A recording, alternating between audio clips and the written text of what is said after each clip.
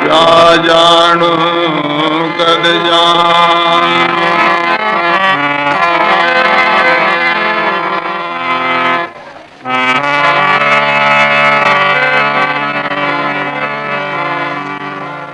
थोड़ा थोड़ा आगे सिर जाओ, सभा ने जगह मिल जा।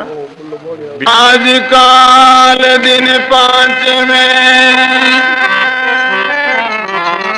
जंगल ओसीमा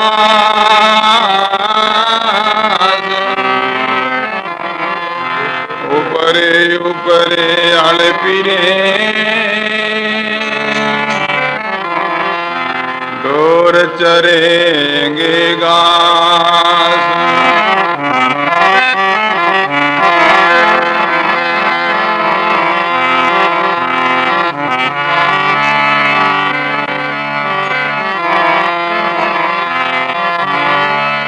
झूठी कुल की संपदा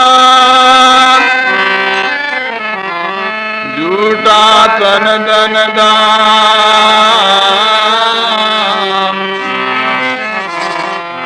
करिया साचा देखिया साहेब जी का नाम।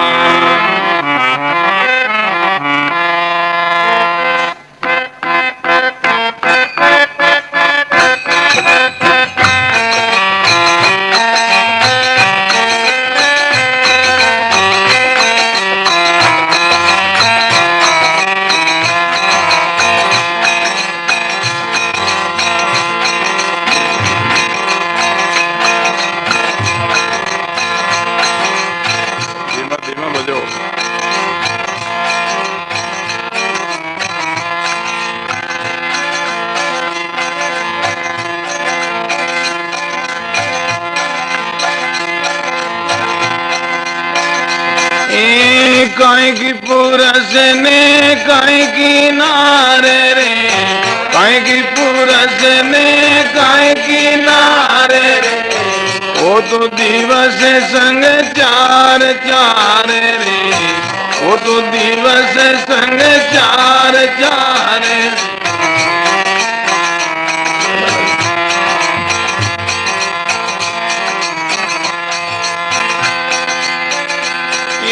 काई को पिता ने काई को पुत्र, काई को पिता ने काई को पुत्र। जन्म जन्म को उलझो सूत्र, जन्म जन्म को उलझो सूत्र। ए जो सुन जावे सोई सुजान रे, जो सुन जावे सोई सुजान रे। मेरी मेरी करता तज दे प्राण रे, मेरी मेरी करता तज दे प्राण रे। ए काई की पुरस ने काई की नारे रे, काई की पुरस ने काई की नारे। वो तो दिवस संग चार चार रे, वो तो दिवस संग चार चार।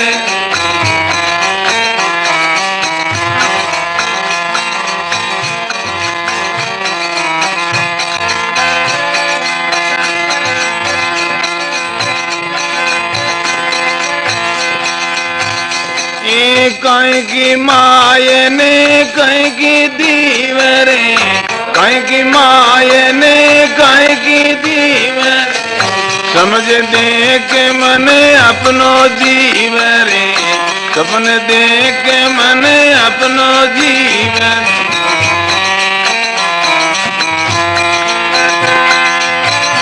ये अंत समय जब पहुंचाया रे, अंत समय जब पहुंचाया रे।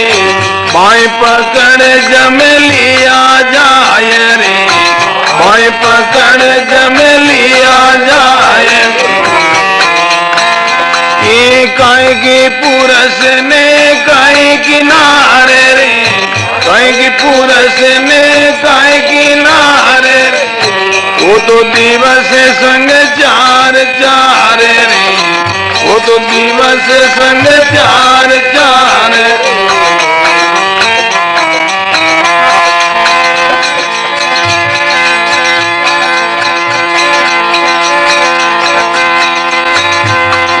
काय की कूट मैंने काय की जात रे, काय की कूट मैंने काय की जात।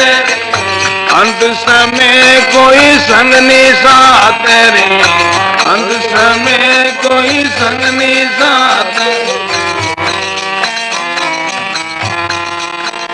ये या में नहीं है अपनों को ये रे, या में नहीं है अपनों को ये। सत सबद सुन लीवे लो ये रे, सत सबद सुन लीवे लो ये। काय की पुरस ने काय की नारे रे, काय की पुरस ने काय की नारे रे। वो तो दिवस संग चार चार रे, वो तो दिवस संग चार चार।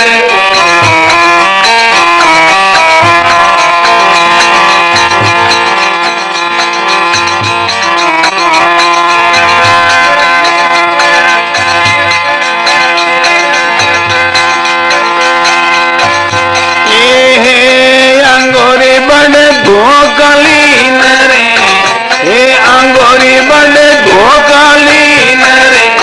झूठी माया रो संग की नरे, झूठी माया रो संग की नरे।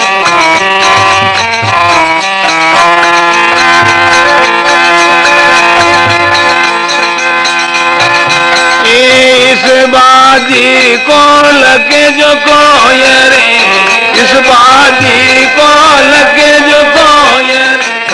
कहे कबीर जन भेदियो रे, कहे कबीर जन भेदियो रे।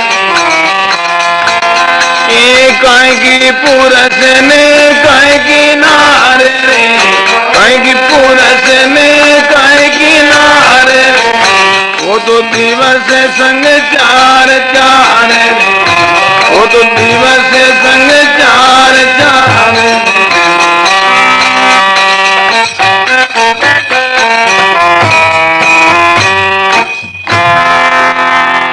गुरु राम जी महाराज,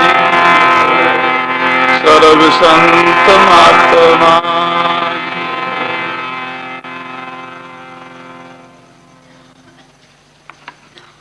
प्रिय भाइयों, माता और बहनों, बहुत ही सुंदर उपदेश का जो प्रसंग है, सदगुरु कबीर साहब जो फरमाते हैं, संसार में अनेक प्रकार के संबंधी लोगों से संबंध करके अपना जो मान करके उनके अंदर लोग ममता कर बैठे हैं, परंतु महापुरुष कहते हैं इनमें कोई अपना नहीं है, न हम किसी के हैं। काय की पुरुष ने काय की नार, और तो दिवस संग चार चार।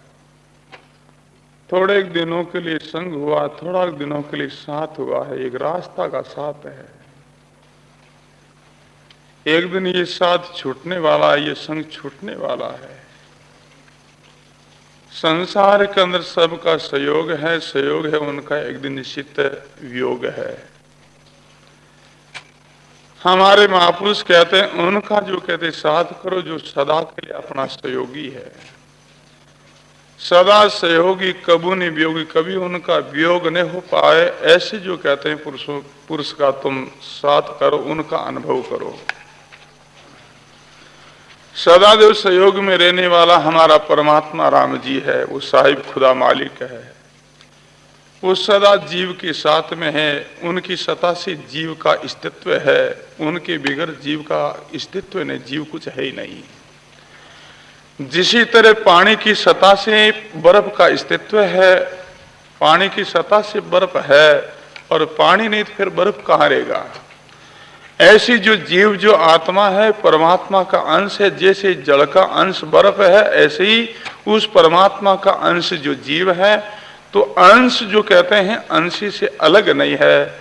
जिसी तरह पानी से बर्फ अलग नहीं है, ऐसे ही उस परमात्मा से, मालिक से, खुदा से, साहिब से जीव जो अंश उनका ये अलग नहीं है, वो एक ही है। परंतु महापुरुष कहते हैं उस अपना मालिक को भूल करके और अपना आप को भूला, तब जाकर के उस मालिक की विस्मृति हुई है। जिनको अपना आप की स्मृति आई है उनको परमात्मा की स्मृति आ जाती है, परमात्मा को वो जान लेता है। परंतु अपना आप को भूल करके इस शरीर को ही मैं मान लिया, ये शरीर ही मैं हूँ, मैं स्त्री हूँ, मैं पुरुष हूँ, ब्राह्मण, शूद्र, क्षत्रिय, वैश्य, साधु, गृहस्थ, ये जितना जो कुछ बालक, जवान, वृद्ध, ये सब शरीर का लक्षण है। इस शरीर को ही मान करके और जो कहते अनेक लोगों से संबंध जोड़ लिया, ये मेरा है, मैं अमुक हूँ, अनेक लोगों से संबंध जोड़ करके इनमें जीव फंस गया। इसी दृष्टि से सदगुरु कबीर साहब कहते हैं, काई की पुरुष ने काई की नार, और तो दिवस संग चार चार, थोड़ा दिनों को साथ संग है। काई को पिता ने काई को पूत, जन्म जन्म को उलझोड़ो सूत। जन्म जन्मांतर को कहते संस्कार से जीव उलझा हुआ है, और जितने लोगों का आपस में मिलन होता वो सब संस्कार से होता है। जिन जिन जीवों का जो संस्कार है वो संस्कार से मिलन होता है, संस्कार से वो व्यवहार होता है, संस्कार से ही संपर्क होता है, संस्कार से ही वो कहते हैं उनके अंदर अपनी ममता और जो वासना होती है। जिनके साथ में ममता जो संस्कार नहीं है, जिनका संस्कार पूरा हो जाता है, उनसे सोते ही उपरांता हो जाते हैं, उनसे सोते ही बैरागी हो जाता है। इसी दृष्टि से जिनके साथ में अपनी जो कहते ममता हो रही है और जो अपने को अच्छा लग रहा है, तो उनके साथ में अपना संस्कार है किसी जन्म का। तो इसी दृष्टि से सारा मिलना, बिछड़ना, सहयोग, वियोग और जितना वो सब कहते हैं संस्कार से ही होता है। इसी दृष्टि से हमारे महापुरुष कहते हैं संस्कारों की जो निवृत्ति है वो निवृत्ति ज्ञान के द्वारा होती है, और ज्ञान जो है वो गुरु के द्वारा प्राप्त होता है। जब तक संस्कार की निवृत्ति नहीं होगी तब तक जीव का जन्म मृत्यु का जो कहते अंत नहीं हो सकता है। संस्कार कह दो, चाहे वासना कह दो और ममता कह दो, आसक्ति कह दो, ये सब मिले जुले हैं। तो इसी दृष्टि से हमारे महापुरुष कहते हैं, काहे को पुरुष ने काहे की नार, और दिवस संग चार चार, काहे को पिता ने काहे को पूत, जन्म जन्म को उल जो है सूत। और सूत को जो कोई सुलझा लेता है वही सुजान, वही सयाना पुरुष भाई बहन है। जो सुलझावे सो ही सुजान, और मेरी मेरी करता तज दे प्राण। यानी कहते हैं इस सूत को कोई सुलझा लेता है और वही सुजान, वही सयाना, वही बुद्धिमान, वही समझदार माना जाता है। बाकी सब मेरे मेरे में लगे हुए हैं, और एक दिन सब छोड़ करके और सब छूट जाएगा, और सबको छोड़ करके एक दिन जाना होगा। फिर वासना और ममता को लेकर के मरेंगे, तो उस संस्कार को लेकर के फिर उनका वहीं जन्म होगा किसी रूप में। और इसी दृष्टि से देखो भाइयों, संसार का ऐसा ढंग है संस्कार को लेकर के, और कोई कभी कुछ हो जाता, कभी कुछ हो जाता, कभी पिता का पुत्र हो जाता, कभी पुत्र का पिता हो जाता है, कभी स्त्री की माँ हो जाती, कभी माँ की स्त्री बन जाती। वो सब संस्कार का ऐसा उतल पुतल जो खेल है। दादू साहब की वाणी का प्रसंग है। दादू जी महाराज अपनी मंडली सहित एक समय जो बर्मन में थे, तो एक जो रास्ते महाराज जो पधार रहे थे, तो रास्ता के किनारे एक कोई गृहस्थ का घर था, और घर के दरवाजे एक बहन छोटा बच्चा को अपने गोद में लेकर के बैठी है। बड़ा ही जो कहते हैं प्रेम से उनका प्यार करती है, प्रेम करती है, बहुत उनका लाड कर रही है। उनको देख करके दादू साहब यानी कि मुस्कुराने लगे, हंसने लगे। साथ में मंडली के संत थे, उन्होंने ऐसा देख लिया कि इस बहन और बच्चा को देख करके महाराज हंस रहे हैं, तो यहाँ कोई रहस्य की बात है। तो हाथ जोड़ करके विनती की, और महाराज आप इस बहन और बच्चा को देख करके हंसे जिनका कारण, तो महाराज दादू जी महाराज कह रहे भाई मैंने हंसी आ गई कि संसार में कैसा जो ढंग है, भगवान की कैसी लीला, कैसी माया है। ये बहन बच्चा से प्रेम करती है। बच्चा 2 साल के पहला इनका पति था, और वही जो पति संस्कार को लेकर के मारा, उस संस्कार को लेकर के वही पति बालक रूप में ये जन्म लिया है। प्रार्थना की महाराज 2 साल के पहला इनका पति, और फिर ये बालक कैसे हो गया। बोले कि यानी कहते हैं 2 साल के पहला यह पति था, पति गुजर गया, इन्होंने दूसरा पति स्वीकार किया, तो कहते पिछला वो संस्कार था ना, उस संस्कार को लेकर के वही पति अब जो कहते बच्चा रूप में प्रकट हुआ है, अब जन्म लिया है और अब जो कहते हैं वो प्रेम करती है। दादू साहब वाणी कंदरी प्रसंग लिखा है, नारी पलट माता बई, नर नारी का पूत, दादू चरज देखिया, छोड़ चला अब दूत। नारी पलट माता भाई, जो नारी थी वो माता का रूप धारण कर लिया, नर नारी का पुत्र जो पति था वो पुत्र का रूप धारण कर लिया। संसार का ऐसा ढंग है। सजन जी महात्मा हुए कसाई जाति के अंदर, वो भी अपनी वाणी के अंदर वो लिखते हैं, कभी के पुत्र पिता बना आया, कभी के पुत्र पिता अपना, अपनी करने से पार उतरना भजन बनायो कसाई सजना। वो कह रहे हैं कभी तो पुत्र पिता हो जाता है, कभी पिता का पुत्र हो जाता है। और यही प्रसंग सुखदेव जी महाराज अपने पिता वेद व्यास ने महाराज सुनाया है। जब सुखदेव जी अवतार लेकर के और जन्मते ही वो जंगल के अंदर रवाने हो गए, वेद व्यास जी महाराज उनका पीछा करते हैं और एक उद्यान में जा करके और सुखदेव जी महाराज वृक्ष के नीचे बैठते हैं अपना भगवान का ध्यान करने के लिए।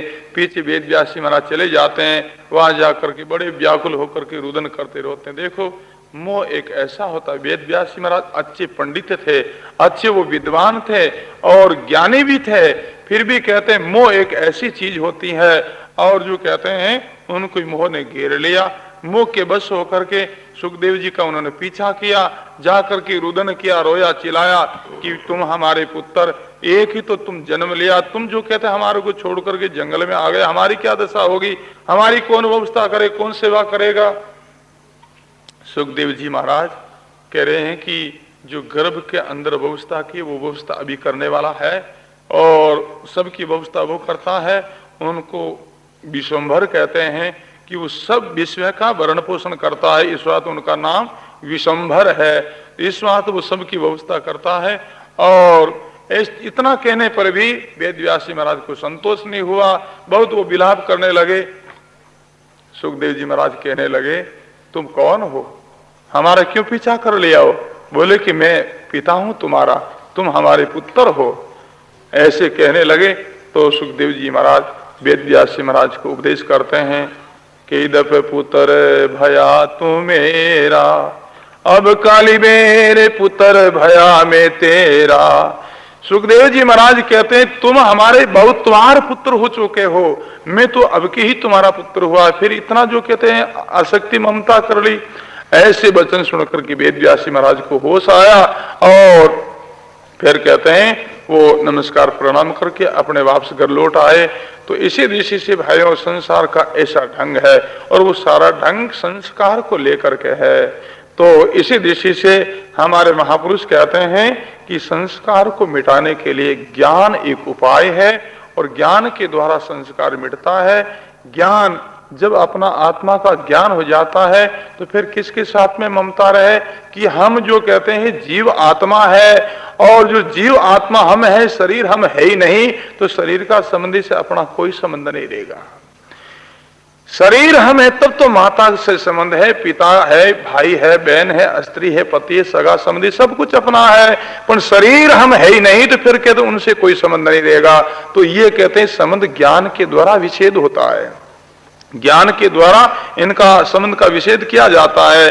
ज्ञान नहीं तो कहते हैं संबंध बना रहेगा। जहां संबंध है वहां ममता वासना होगी और ममता वासना वहां जो कहते हैं जीव का जन्म होता रहेगा। इसी दृष्टि से महापुरुष कहते हैं ज्ञान के द्वारा ही इस संबंध का विच्छेद किया जाता है।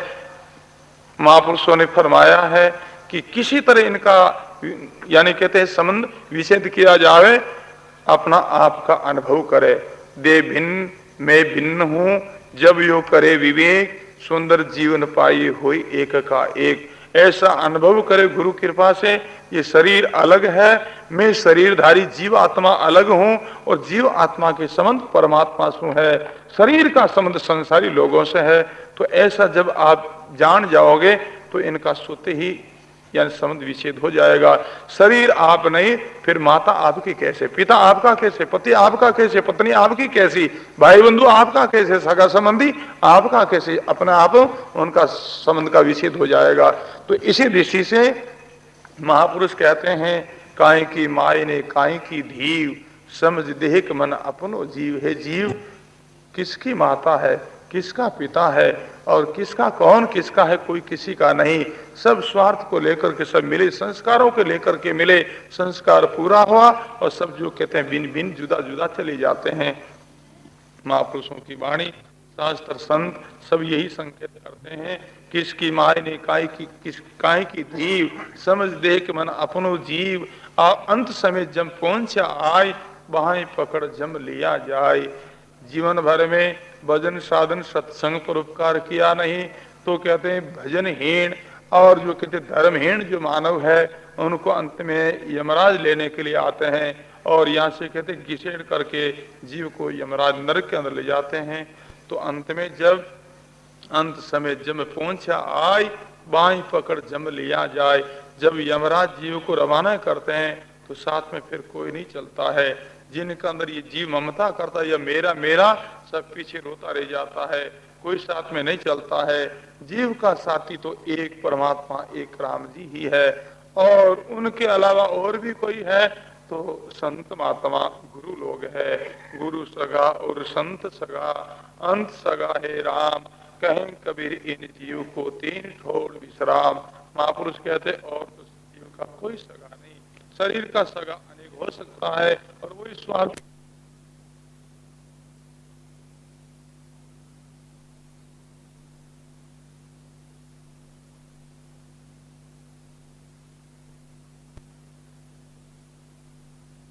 इसी दृष्टि से सदगुरु कबीर साहब फरमाते हैं, काहे को कुटुंब ने काहे की जात। कौन सा कुटुंब है, कौन के ज्ञाति जाति के हैं, सब अपना स्वार्थ को लेकर के हैं। काहे की कुटुंब ने काहे की जात, और अंत समय कोई नहीं संग साथ, अंत में कोई संग और साथ में नहीं चलता है।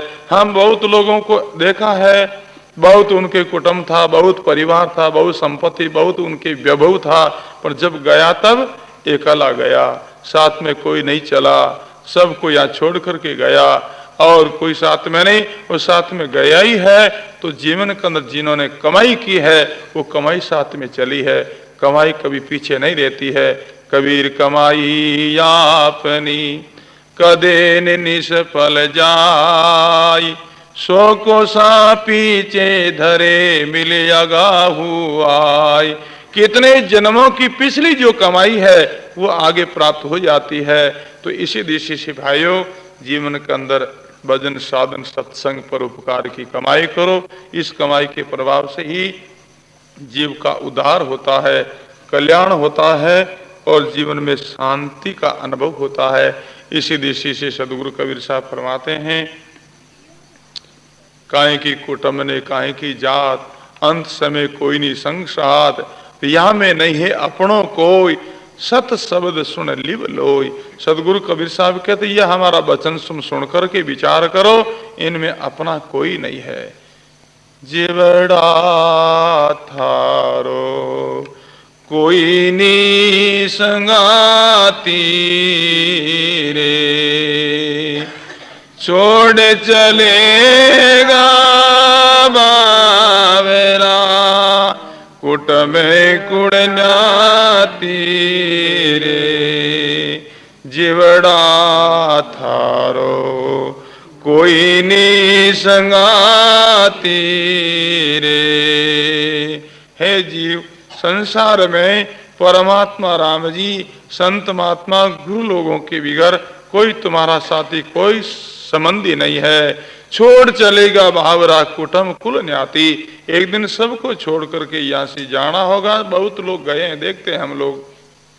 इसी दृष्टि से सदगुरु कबीर साहब कहते हैं, हे अंगूरी भड़ धोखालीन, झूठी माया का संग कीन, इस बाजी को लखे जो कोई, कहे कबीर जन भेदु होय।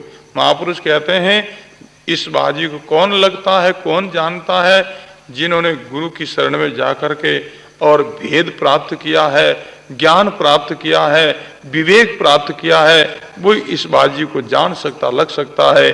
बाकी सब लोग संसार की बाजी को सच्ची समझते हैं, सत्य समझते हैं, तभी तो संबंध करते हैं, तभी जो वियोग संयोग में रोते हंसते हैं। और अगर जो कहते हैं गुरु की कृपा से ये बाजी समझ में आ जाएगी, फिर कहते ये जगत जितना संसार है वो सारा सपनवत हो जाएगा। जब सपना के अंदर बहुत लोग मिलते हैं, बहुत लोग बिछड़ते हैं, पर जब जागने के बाद में सपना के अंदर मिला हुआ व्यक्तियों का कभी हर्ष नहीं होता है, सपना में बिछड़ गए उनका शोक भी नहीं होता है। जागने के बाद में ऐसा अनुभव करते हैं, नहीं तो कोई मिला है, नहीं कोई बिछड़ा है, वो तो सपना था।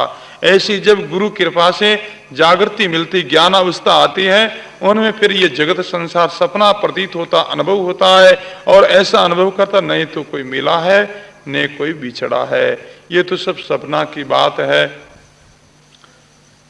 संयोग और वियोग सब सपना के अंदर ही हुआ और हो रहा है।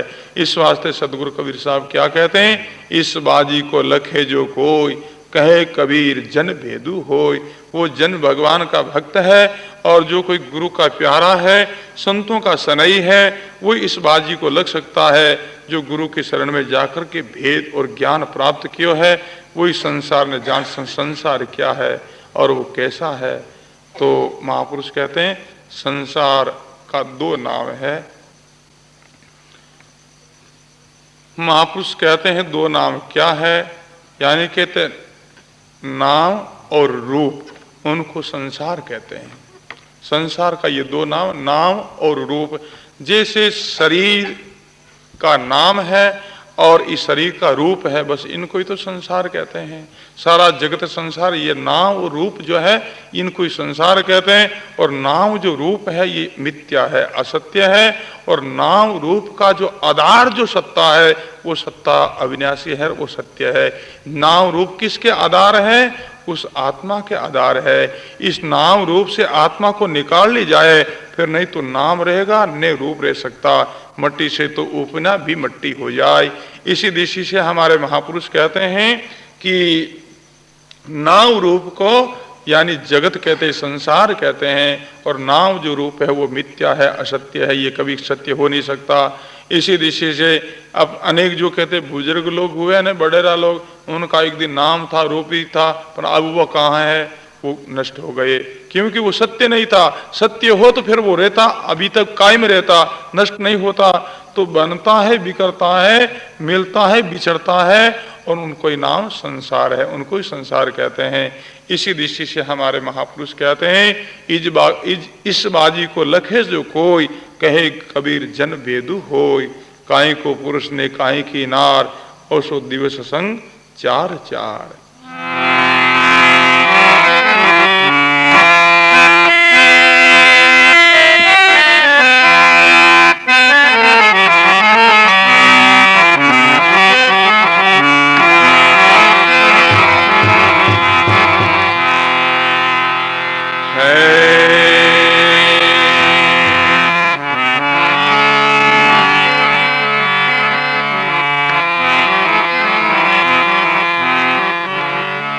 क्या ले आयो यार, क्या ले जाएगो,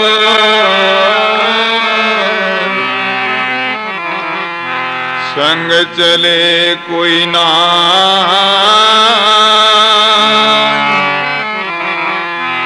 अंत पिसताएगो। सपना ये संसार ऋण का देखना, हरा बाजिंदे बाजीगर का खेल, बड़ा सब फेंकना।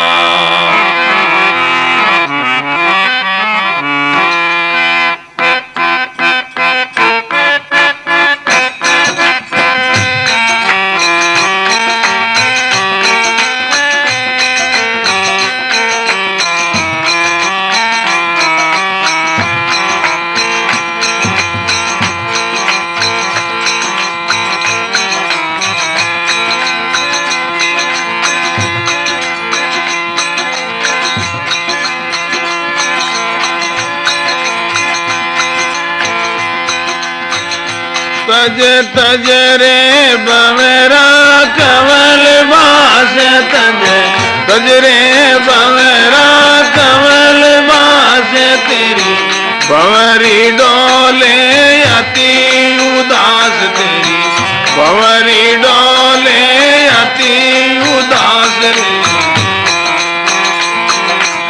धीमा धीमा बजाओ।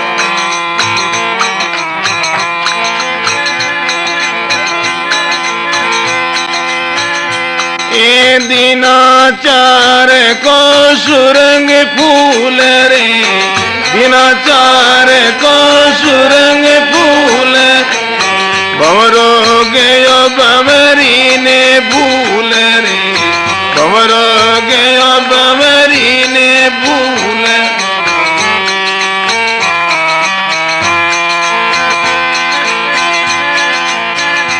ए सब फूलन को लीनो भोग रे सब फूलन को लीनो भोग सुख नहीं भयो तन बदियो रोग रे सुख नहीं भयो तन बदियो रोग।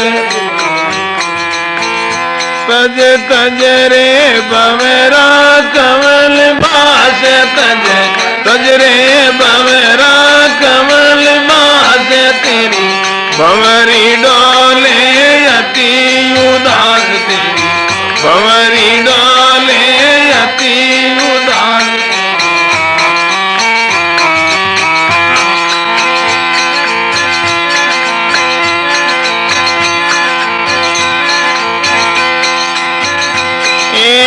जित देखूं जित बनस पलास रे जित देखूं तित बनस पलास रे कछुअन दी से जीव को बास रे कछुअन दी से जीव को बास।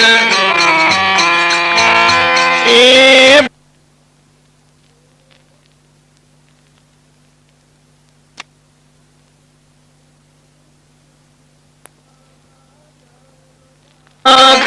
जावे लो बाग तज तज रे बमेरा कमल बास तज तज रे बमेरा कमल बास तेरी भंवरी डोले अति उदास तेरी भंवरी डोले अति उदास।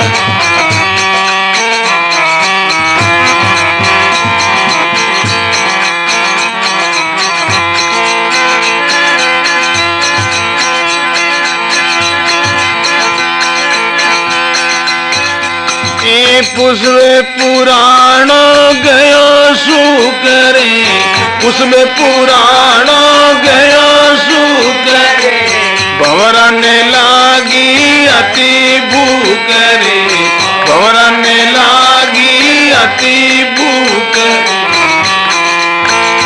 ए उड़ नहीं सके बढ़ गयो टूट रे उड़ नहीं सके बढ़ गयो टूट भंवरी रोवे शीश कूट रे भंवरी रोवे शीश कूट रे। तज तज रे बमेरा कमल बास तज तज रे बमेरा कमल बास तेरी भंवरी डोले अति उदास तेरी भंवरी डोले अति उदास।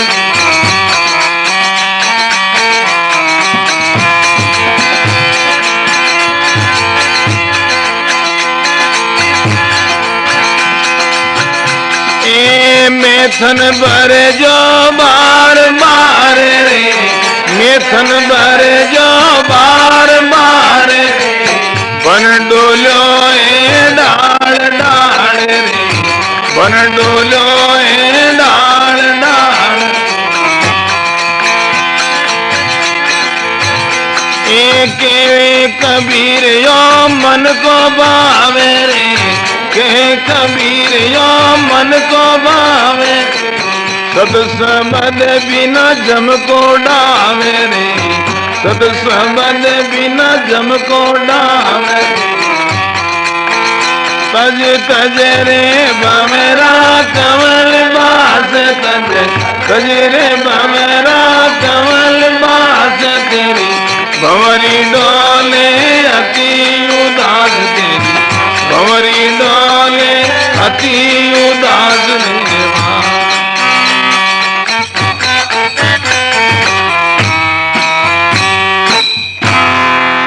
बोलो राम जी महाराज की, सर्व संत महात्मा की। तज तज रे भंवरा कमल वास, हे मन भंवरा, संसार का जो कहते हैं आराम जो है उनको तुम छोड़ दे, परमात्मा की भक्ति कर, सत्संग कर, परोपकार कर। तज तज रे भंवरा कमल बास, तेरी भंवरी डोले है अति उदास।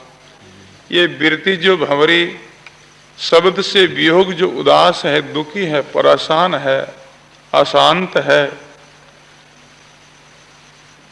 दिनाचार को सुरंग फूल, संसार जो है ये थोड़ा दिनों के लिए है, यानी जब शरीर में शक्ति नष्ट हो जाती है, इंद्रियां सब शीतल हो जाती है, कमजोर हो जाती, फिर कहते हैं संसार का भोग भोगा जाता नहीं, और मन जो कहते हैं वो सुख चाहता है भोगना, और फिर कहते उनके पास में औजार रहता नहीं।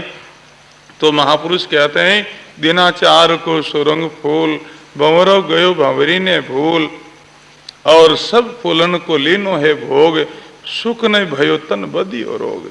यानी कहते संसार का जितना ही आप लोग सुख और आराम होगा, जितनी तृष्णा आगे बढ़ती रही, इतना और इतना और इतना और ऐसे होता रही, कभी शांति और चैन नहीं। महापुरुष कहते हैं जितना जितना जो सुख और शांति है वो सब संतोष और सब्र के अंदर है। जितना जो कुछ मिला है उनके अंदर संतोष कर लेता, सब्र कर लेता है, संसार के अंदर वही सुखी है। महापुरुषों की वाणी शास्त्र में आते हैं, शंकराचार्य जी महाराज अपनी जो विवेक चूड़ामणि के अंदर लिखते हैं कि संसार में सबसे बड़ा दलदर कौन है, ये उनका प्रश्न है। संसार में सबसे जो बड़ा जो दलदर, सबसे बड़ा गरीब कौन है?